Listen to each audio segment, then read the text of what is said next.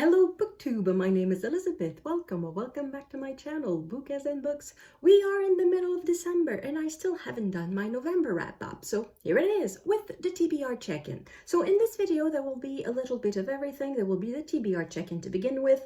Then I will talk about some of the books that I read because I read quite a few in November. I read 12 books, which is a lot, but at the same time a lot of the books were quite thin. I think there were 5 of them that were under 200 pages. So yeah, it's not like I had a huge reading month. Because for me normally it's more like 8 to 10 books a month. So 12 in theory would be a lot, but I don't feel like it was a lot. I feel like I read less than normally in November. But anyway, it doesn't matter. It's just numbers. It doesn't matter much. But basically, I just wanted to say that I'm not going to talk about every book that I read in November because the video would be too long. And so I'm just going to talk about some of the highlights and the readathons I participated in. And then I'm going to end with the books that I bought in November. I'm going to end with that because they're all in French and only one of them is translated in English. So it probably will not be of a huge interest to most of you. So I'm going to keep that for the end so you can stop watching if you want. So let's start with the TBR check-in. So the TBR, it's the number of books that I own that I haven't read yet. And that number keeps growing. However, in the past couple of months, it went down because I've been good. I started November on a 10-book diet. Read 10 of your own books before you have the right to buy anything else.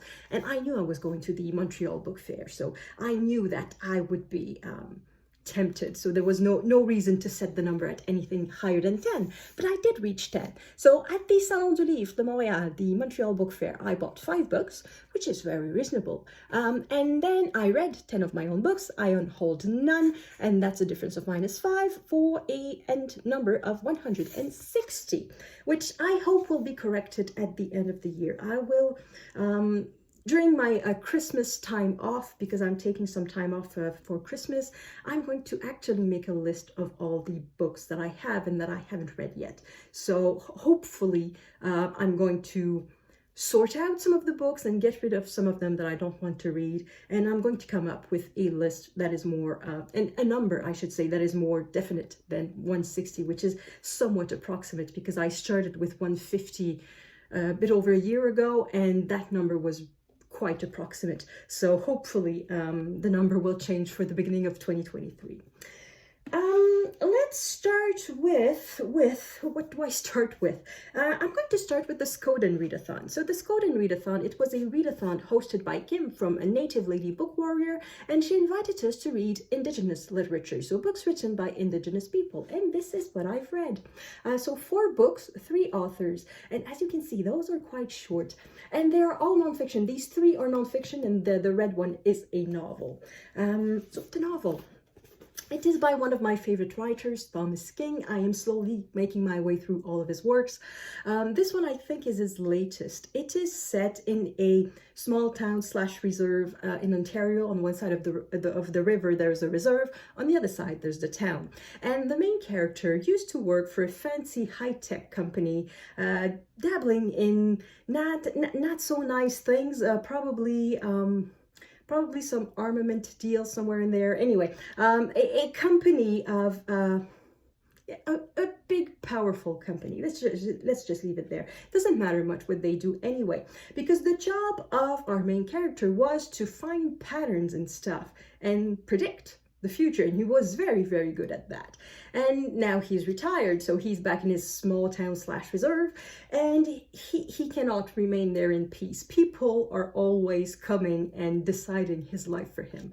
The big tech company comes back with almost caricature-like appearance, like people dressed in black and in SUVs or in black cars, and grabbing him in a helicopter and taking him to a white blank space. And anyway, it's almost a caricature of what we imagine fancy high-tech companies to be.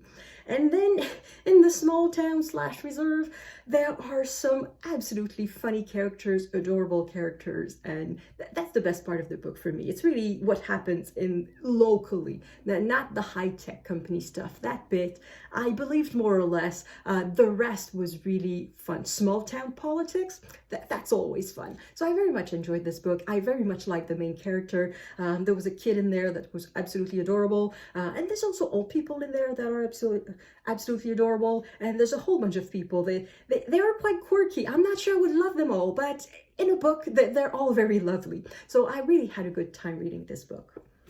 The three nonfiction, I'm going to talk about them sort of globally because they have the same qualities and the same problem, I guess. They all are short. And for me, very often what happens when a book is short, I don't remember it as well as a long book because I don't spend as much time with it as a longer book. So I don't know if in a year from now, I will remember the content of these books, which is a bit sad because they were good. When I read them, I was very interested. It was interesting. Sometimes I don't have the words, but I very much enjoyed the process of reading them. And when I was in the book, I was thinking, oh yeah, I agree, or I don't agree. In the case of Tomson Highway, I talked about it in a previous video. There was something in there that I didn't agree with, but it was very interesting, very enjoyable read. However, I don't know if I'm going to remember all of it in a year from now. So the two white ones were CBC Massey Lectures. So this one is by Tomson Highway, Laughing with the Trickster, and this one is by Thomas King again. The Truth About Stories, and it is about how stories basically define who we are, a lot with the perspective of native identity, how for a long time native identity was defined by the way stories of Indians, because that's a term that was used back then, were told. So how the West was one, that created an image of the Indian, and then how to be an Indian, you had to fit the white people's narrative of being an Indian, but also how native people create their own narrative and how they can, and not just native people, but how everybody is their own narrative. We are stories. And I really liked it. But again, as I said, I'm not sure if I'm going to remember that in a year from now. But I have the books. I may read them again in a year from now if I don't remember them. And this is one of the books that I bought at the Montreal Book Fair. This is it's not very thin, it's not very big, it's a lot of white pages in there. It reads very, very quickly. It's about childhood memories from the author. He grew up in the Indian reserve that is just on the other side of the river of Quebec City. It's almost in Quebec City. So it's a very different upbringing, I guess, than a reserve that is from very far away. So he went to a university and he never had to leave the reserve really because university was just across the river, which is clearly an advantage. And he is from, the name of the village is Wendake. At the time when he grew up, it was called the Huron village, Village des Hurons. And of course it changed over time. Now it's called Wendake. And it's memories. And in a way, I kept thinking about my father because I suppose my father's about the same age as the author here. And even though this man grew up in a reserve, it's the same childhood that my father had. It's the exact same thing, except of course without the racial element because my father's white. But except for the racial element, the childhood is the same. The parents, the friends, the cousins, the living outdoors and all of that. It's the same thing. So anyway, I love the book for that aspect, that it made me think of my father a lot. So I should probably bring it to him. He doesn't read a lot of books, my father, but perhaps my mother would like it. Anyway, so that's another book that I read for the Skoden readathon, and it's not translated in English, so unfortunately. And the other readathon that I participated in was Nonfiction November, of course. So I've already showed you 3 nonfiction that I read, and the highlight of my Nonfiction November, I would say, is this. It is The Tigres of Forli by Elizabeth Lev, and it is about Caterina Sforza Riario de' Medici. This woman had an extraordinary life. She lived at the end of the 15th century in Italy. It's hard to be more precise because she lived in quite a few places. She was born in Milan, so she was born a Sforza, the daughter of the Duke of Sforza. At 10 years old, she was married to a Riario. And if that's not a name that you know, it's because it was not a famous name. Riario was the one of the many nephews of the Pope.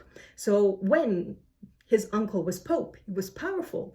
But the second his uncle died, he lost any power. And the only reason he managed to retain his little town of Forli and to retain any type of power is because of his wife, Caterina Sforza Riario by then. And she was just extraordinary. This woman, before the age of 35, had been married 3 times, had been widowed 3 times, including twice because her husband was murdered. And she had 8 children, and the eldest ones, at least, were very stupid and not particularly helpful. She had to fight basically alone against the Borgias. She lost. However, she ended her life relatively in peace in Florence because her last husband was a Medici of the younger branch. So not even a descendant of Cosimo de' Medici, a descendant of the brother of Cosimo de' Medici. However, it's her grandson that will become the first Duke of Florence. The first or the second? Anyway, the ducal branch of the Medicis will go through her. It's her grandson who becomes the sort of the first reigning prince of Florence. So anyway, she had a fascinating life. And every time that I go back to not medieval, but Renaissance Italy, I'm always surprised by the level of violence in there. For some reason, if I spend a few months without reading a book about Renaissance Italy, it sort of becomes sanitized in my head. It sort of becomes this beautiful period where people were starting to rediscover art. And anyway, it's sort of this period that is full of light. And then you read about it and it's full of plots and murders and wars, and it's a horrible, horrible period. And I'm always surprised every time I go back to Renaissance Italy. And Caterina Sforza di Riario de' Medici, she suffered a lot of this violence. She was really a pawn in this game of politics of Renaissance Italy that was, gosh, that was something. So it is very good, so I recommend it a lot. At first, the little yellow flags are issues that I had with what was written.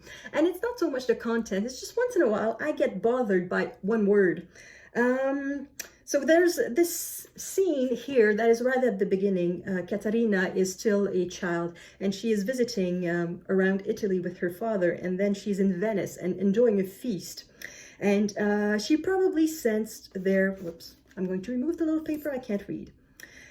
So it is doubtful that Caterina found the Venetians congenial. Straightforward herself, she probably sensed their duplicity as she dined on the tiny, sweet Adriatic shrimp scented with heady spices which had been obtained through Venice's questionable dealings with the Turks. And my issue in that sentence is the word questionable. Questionable in what sense? According to what values? Who are you to say that the dealings of Venice were questionable? According to what rules? Is it just because the Turks were Muslims? Is it because Venice was being unfair, ruthless in business with the Turks? Is it because the Turks were at war with another Italian kingdom? I don't know. That's the problem with questionable. I don't know what rules lead to that assessment that the dealings of Venice were questionable.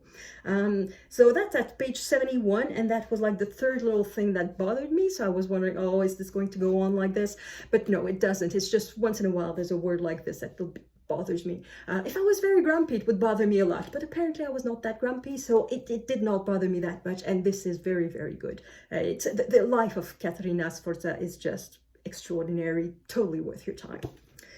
And then the rest of my highlights are not nonfiction. The rest of my highlights were fiction. And this is definitely a highlight of my month of November. So this is in French, as you can see, but this is a translation. It's a translation from ancient French. So Chrétien de Troyes wrote in the 12th century. And this is Lancelot, or the Knight of the Cart. And this is the ancient French on one side and the modern French on the other side. Now, as you can see, the ancient French is in verse and the modern French is in prose. And at the beginning, I thought, well, that's disappointing. I kind of would have liked some sort of not even a translation, just a modern adaptation, just changing the words of the ancient French to write the modern word, and I would have figured out the rest. But it turns out that I'm very glad that I had a prose version, because I got into the story and I read the story as though it was a novel, which is in fact a novel. These are the very first novels. They are told in poetry, but they are at the origin of the modern novels. And it was just so much fun. And this edition in particular was very good because the notes, there were quite a few end notes, but then again, not that many. And they were just perfect for me, because sometimes I feel like there are notes explaining stuff that everyone knows. Like, I don't like notes that explain the meaning of words you can find in the dictionary. If it's in the dictionary, then it's supposed to be common knowledge. If you've never met that word before, you go look for it. But if the information you're giving is the source you can find in the dictionary, then it's not worth a note. So in this book, we don't have that. What we have is for words that perhaps we didn't know what they were, not that we didn't know what they were, but when they had a special meaning to the readers of 12th century France, I guess, and to show us the symbolism of it. So for example, there's quite a few magical creatures in this, except that me, as a modern reader, I would not recognize them as magical because I don't recognize the attributes of magical creatures in 12th century France, in this type of romance. For example, one thing that how you can recognize a magical being is that they will carry a little whip that is called a scourge. And yeah, if I go to the dictionary, they will tell me that this is a type of whip. Okay, so what? But here he tells me, no, this is a symbol of a magical creature. So that's how Lancelot knows that he's talking to a fairy or something like that. Okay, I need to know that, because that is something a 12th century reader would know. A bit like when we are listening to movies, we recognize symbols in the soundtrack of the movie. We know when something ominous is coming because the music is telling us. And maybe that in 1,000 years from now, somebody who watches these movies will not have these same cues, so they would need footnotes, I guess, to explain to them. The music is telling the listener that something is about to happen now. So it's a type of footnote that we have here. Not footnote, end notes. I would have preferred a footnote, but I'll live with the end notes. So it was really, really good. At first, I tried a little bit to read the ancient French, and sometimes I could. I managed to understand a few things, a few lines. Oh yes, I recognize this. And then they lost me. And generally it was like 2 or 3 lines that I could follow, and then I lost it completely.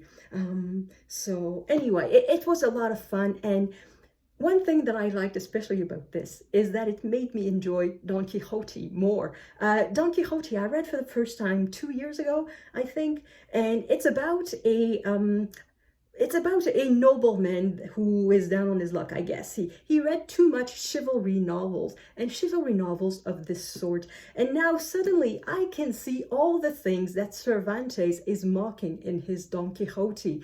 All the things that in this book are super important and that for Don Quixote are super important and that in 16th century Spain were not important at all, how the world had changed in 400 years. And then again, this is a romance. Nobody pretended that this was real life. It was about a mythical time, the time of King Arthur. So it made Don Quixote even better. So that's the one thing I like about classics, is that the more I read them, the more I can link them, the more I can see the bigger picture and how one influences the other. And it's one of the great joys of reading older books, and I loved this one. I just absolutely loved it. So I'm going to read some more Chrétien de Troyes, and I'm going to make sure to pick them in that same edition because it really worked for me. And finally, the last 2 books, well, it's not the last 2, I read them in the middle. The last 2 things that I read were a couple of romances. Ta-da! So this one is The Grand Sophy by Georgette, and this is How to Marry a Marquess by Julia Quinn. The Grand Sophy, so far, I think, of all the Georgette that I've read, I think it's my favorite. The character of Sophy is wonderful. I really like that character. She's very funny. She has a personality, and it's really a lot of fun. I do recommend this one a lot. It's a Regency romance. It was written in 1930 something, I think. Do I have a date? Oh, 1950, so it's a bit older than I thought. But it reflects a little bit the values of the time. So it's not modern in any way, shape, or form. This is a bit more of a modern Regency. So that means that our heroine is she's a working woman. Her parents died, so she is a part of the noble class. I think her brother is now a something. Is it a baronet? I think her little brother is a baronet. But she is 18 years old, and no, she's more than 18. She's 20 something. But anyway, she is working as a lady in waiting for Lady Danbury. So if you have watched Bridgerton, in the books Bridgerton, Lady Danbury is a very secondary character, but in the series she's a much more prominent character. So in this book, Lady Danbury is a very important character, and our heroine is working for her. However, her income is not sufficient for her to make her little brothers and sisters live. But anyway, the nephew of Lady Danbury comes, and plot ensues. My problem with this book, I had a tiny problem with it. It says the very end, there's a sex scene at the end, and it's utterly, utterly useless. It's at the very, very end. Both people have fallen in love. It doesn't help to propel the plot. It's utterly useless. And it's creepy because, of course, our heroine, being in the Regency, is a good girl. She's a virgin. I hate these scenes, these sex scenes of first time. They creep me out. And they are, so far, in every Julia Quinn book that I've read. And they are all the same. So this is a bit, just the ending, it just spoils the entire book for me. Well, it doesn't spoil the entire book. The rest of the book is good. So if I was to reread this, I would stop before the end. That's it.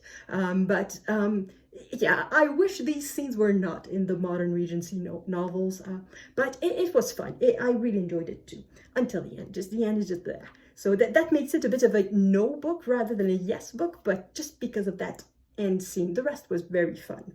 And that brings me to the book haul part of this video. I'm going to show you the 5 books that I bought at the Salon du Livre de Montréal. It is this. Now, I already showed you one. So this is a book of nonfiction. It is a childhood souvenirs remembrance from the author who is Sioui. So growing up in Wendake. This one is the only one that is translated in English. The title in English is For Want of a Fir Tree, Ukraine Undone.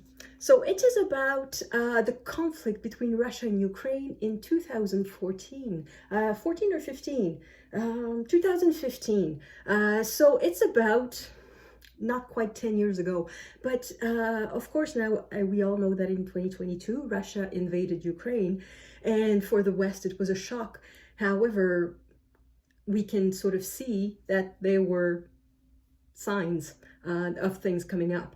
And this book was written at the time in 2015. So it doesn't take at all 2015, perhaps 16, but it was written at the time. So it has not been adapted or anything was added to take into account 2022. So it's really about what happened 7 years ago. But it's very, very relevant. I haven't finished it yet. I'm on page 38. Yeah, I barely started it, but I think it's going to be very enlightening about the situation, the current situation in Ukraine, between Ukraine and Russia.